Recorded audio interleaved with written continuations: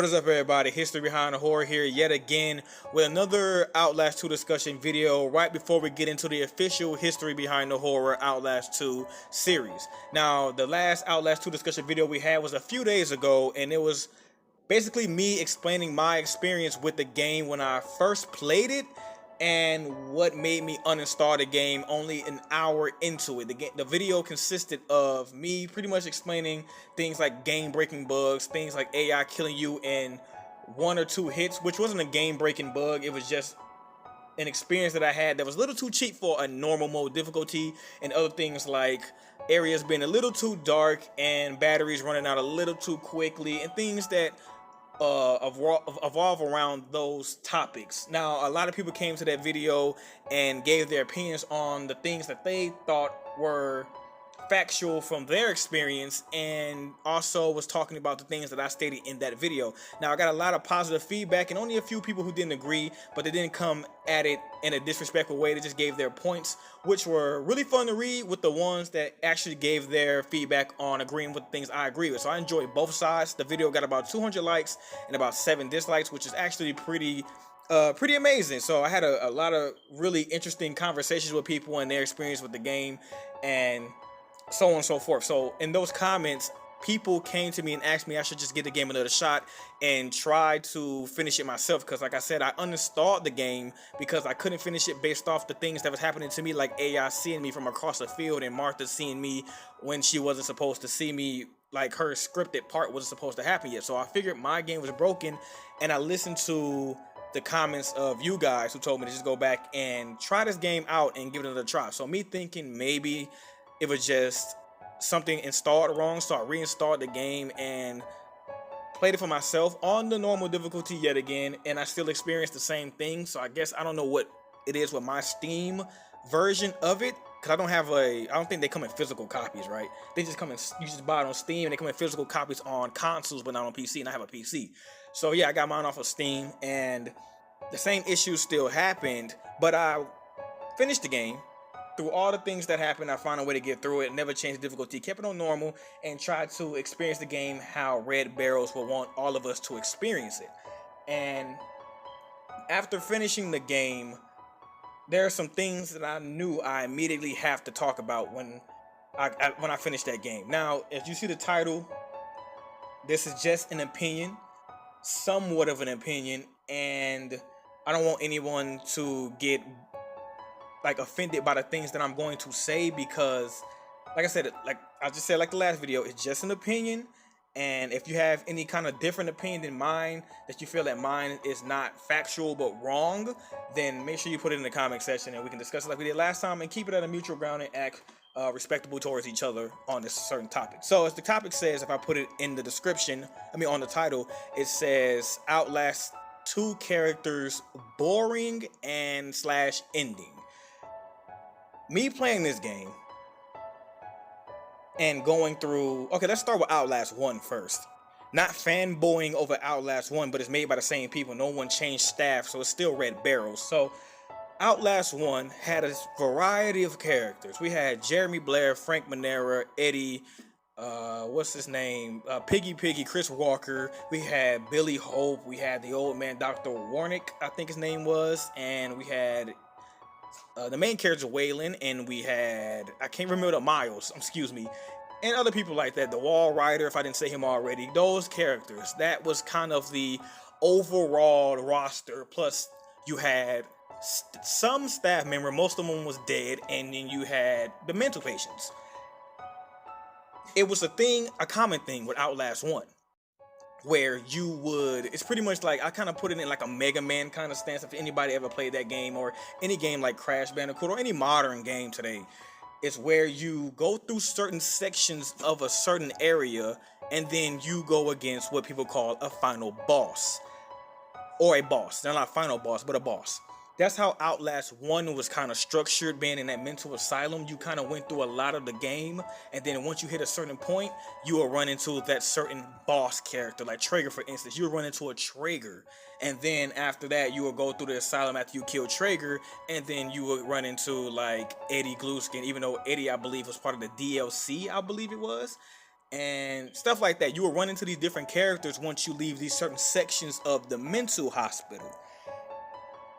But on top of that, these characters had something special to them that made people attached to them like they were actual real people, like stories, like these things really happened. Like Traeger and his crazy used to be Murkoff doctor, I guess, but then it went to cutting off people's body parts and selling them, and a background of how that happened. Eddie getting abused, Chris Walker being an Afghanistan police officer or soldier, and crazy thing, morphogenic engines, and Billy Wall Rider. Then you have Frank Manera being a cannibal, a guy who didn't want to eat anything but human flesh. Even though the staff tried to give him regular food, he wanted to eat humans.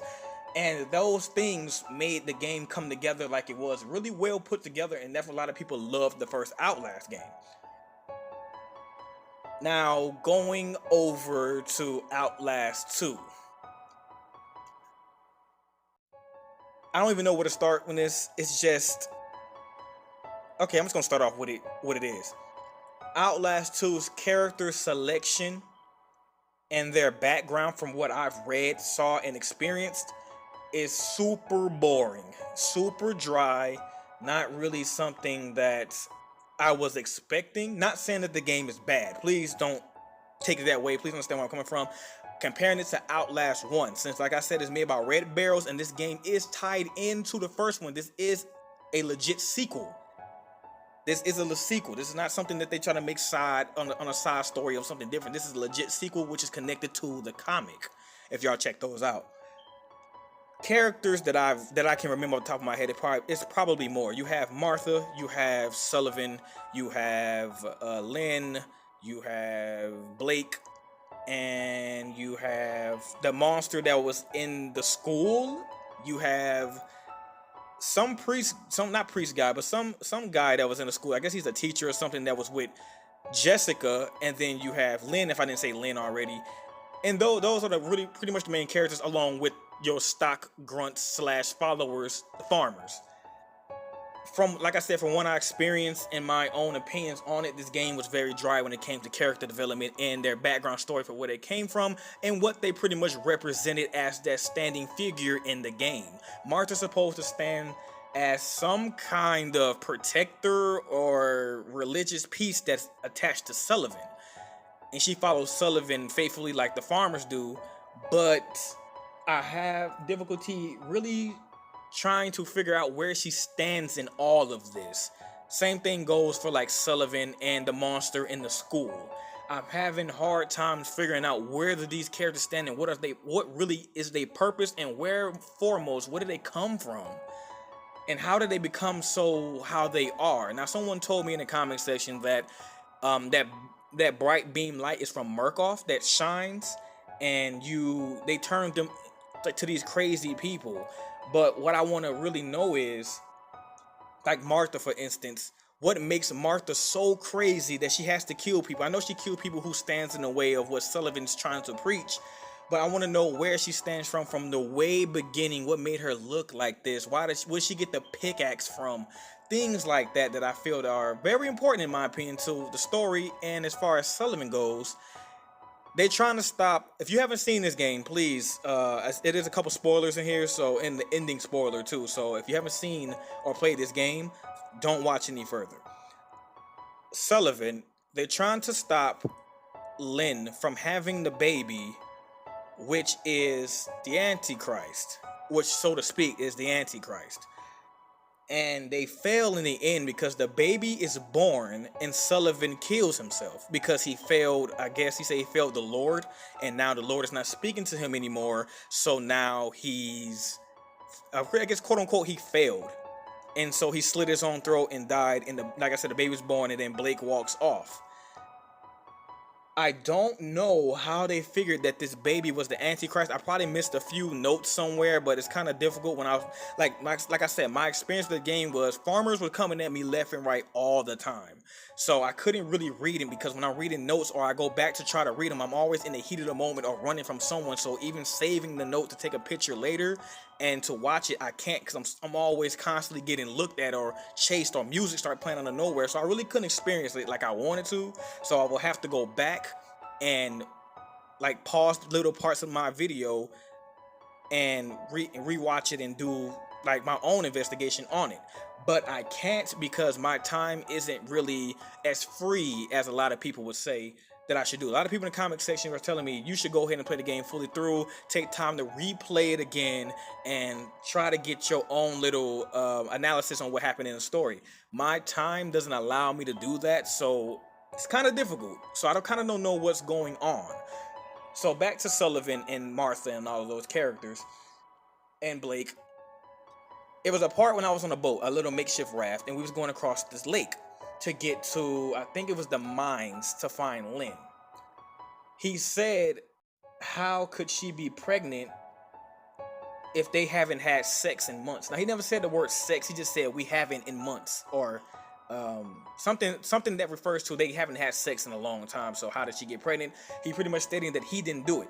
So how did she become pregnant is my question. Like I said, I probably missed some notes somewhere, so I don't know what's going on, but it's kind of confusing as far as like the ending too, what I was saying about the whole Antichrist being born and Lynn dying in the end. But someone told me that Blake actually died in the end, and where's Miles, because that tied in with the comics, and where are the other two agents, and it's a lot of this game that's just really, really confusing. I guess that explains why there are videos out saying that the ending is explained, where there's YouTube videos of people explaining the ending of this game, and I haven't had the time to actually check it out, and I kind of wanted to figure it out for myself, but like I said, time constriction, so I decided to make this video and kind of talk to the ones who actually know what's going on and what do you feel about the character development.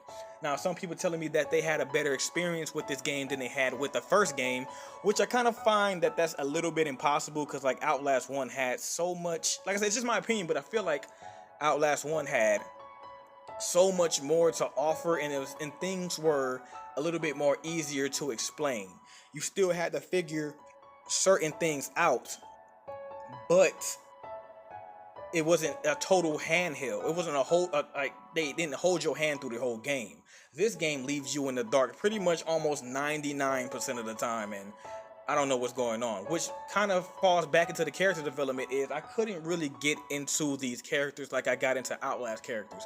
I loved like Father Martin, and I loved Eddie, and I loved these characters. These characters have so many.